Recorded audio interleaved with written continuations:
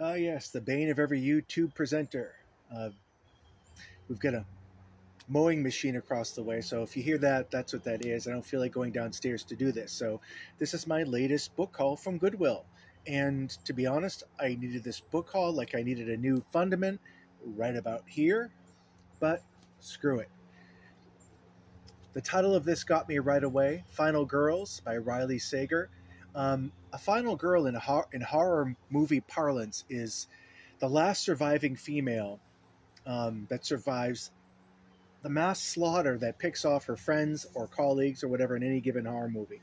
So basically, Laurie Strode in Halloween is the final girl there. Sidney Prescott in Scream is the final girl there. They usually survive to the sequel or through many sequels. So basically, this story's a riff on that. And I have to say, slashers are one of my favorite subgenre of horror fiction. So decided to give that a go. I was very surprised to find this next one in the nonfiction section, Being Henry by Henry Winkler. It's a relatively new book, and hey, I grew up with Happy Days when I was a kid. It pretty much that and Laverne and Shirley and Mork and Mindy pretty much raised me when I was a kid. So Tuesday nights, Happy Days, Laverne and Shirley. So I decided to pick this up. Hell, I even did a video way back when at his the Fonz's statue in Milwaukee, Wisconsin. It's right on the river, and so yeah, that was long before I actually did presenting as a kind of a regular, consistent thing. But there it is. I'd have to say, as a bronze statue, is pretty creepy looking. But hey, at least they commemorated the Fonz. Hey, Happy Days took place in Milwaukee, Wisconsin. What are you gonna do? Okay, the next ones I was surprised to see. Um,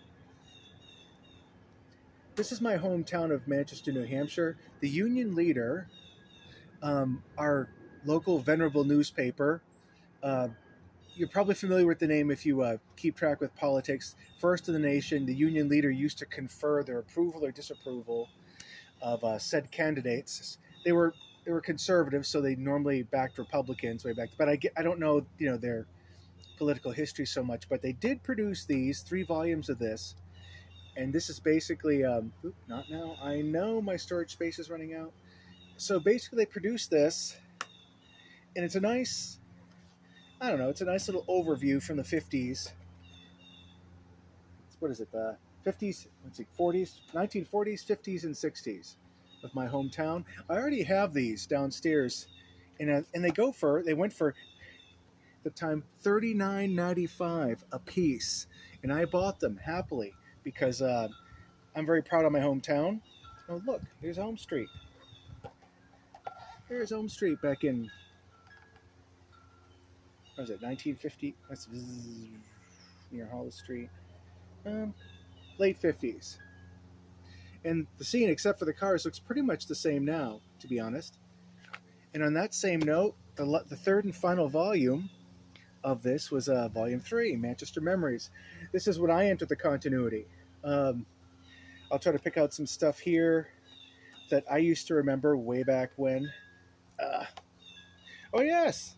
Of course, typical. The old Manchester, New Hampshire airport. That top thing right there.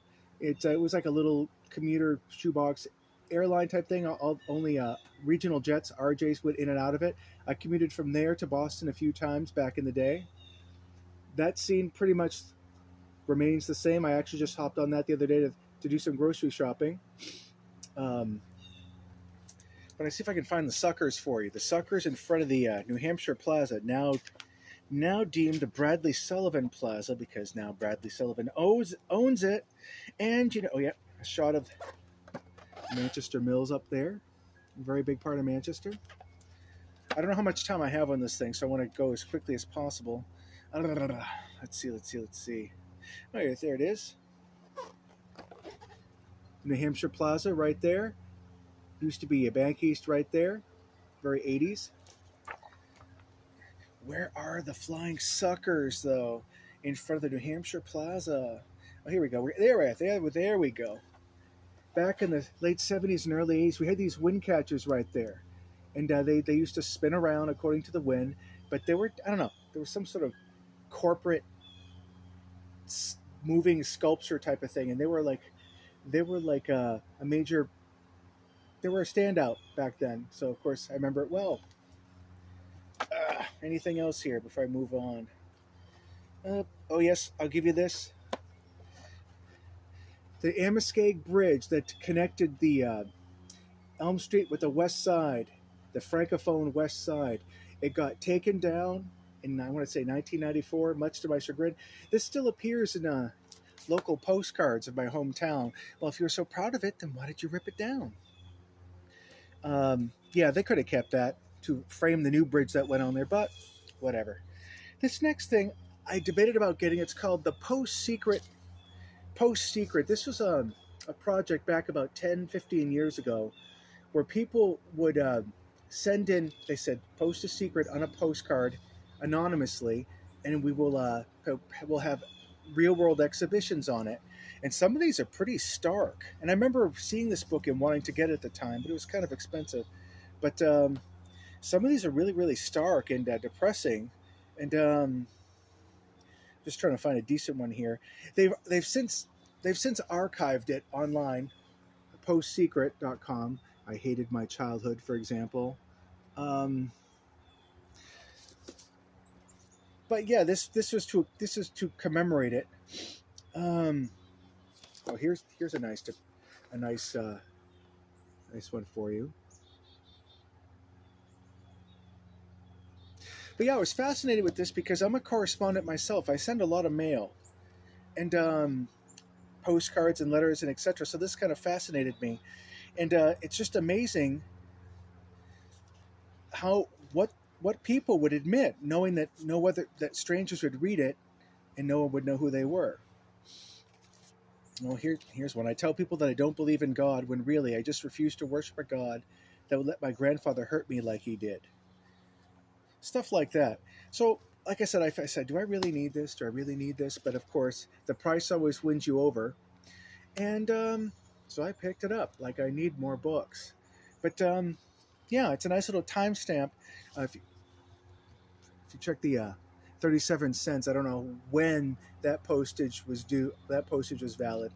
But that was at the time that the project took place. And it's just fascinating stuff. Here's one for you. I'm terrified of not existing. But that's just a representative sample. There's a lot of darker, more stunning stuff here, and they're not all necessarily negative. I don't take my kids to the playground because I don't like talking to the other moms. It's the stuff you'd never admit in public because, some stuff isn't socially acceptable. You know? I think priest cassocks are hot, for example. When I see an ugly bride, what I'm really seeing is a glimmer of hope for the future. Maybe I will marry someday. Stuff like that. That stuff fascinates me, especially during the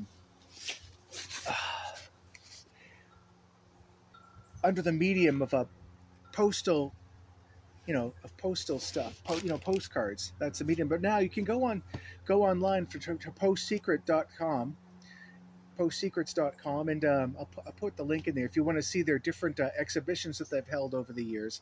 I don't think it doesn't exist anymore, but they did archive it for us to peruse. So, hey, anything that encourages people to be creative, I'm all for it. So, yeah.